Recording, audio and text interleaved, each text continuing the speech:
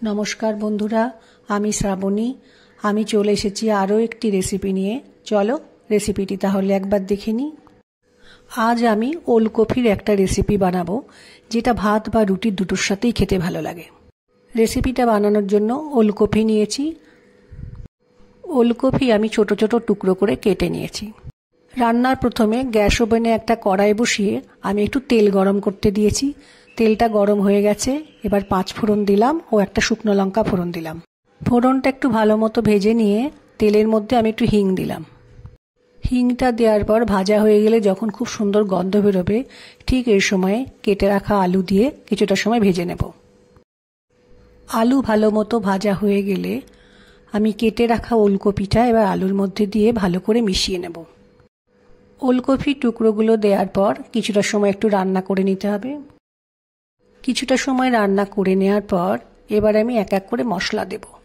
প্রথমে দিলাম পরিমাণ মতো নুন, তারপরে দিলাম হলুদ গুঁড়ো, তারপর দিলাম জিরে গুঁড়ো, এবার দিলাম একটু ধনে গুঁড়ো, ঝালের জন্য একটু লঙ্কা গুঁড়ো দিলাম। সমস্ত মশলা দেওয়ার পর অল্প একটু জল দিয়ে তরকারিটা ভালো করে কিছুটা সময় কষিয়ে নেব।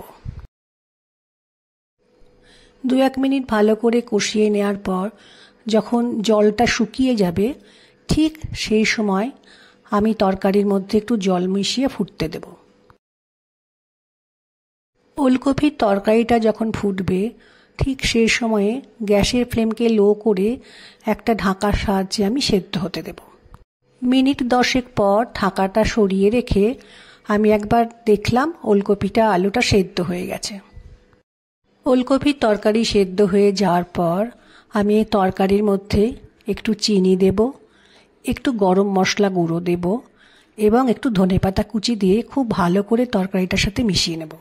নিরামিষ দিনে এইভাবে ওলকপির তরকারি বানালে খেতে বেশ ভালো লাগে। রান্নাটা আমার হয়ে গেছে। এবার আমি তরকারিটা একটা পাত্রে ঢেলে রাখলাম।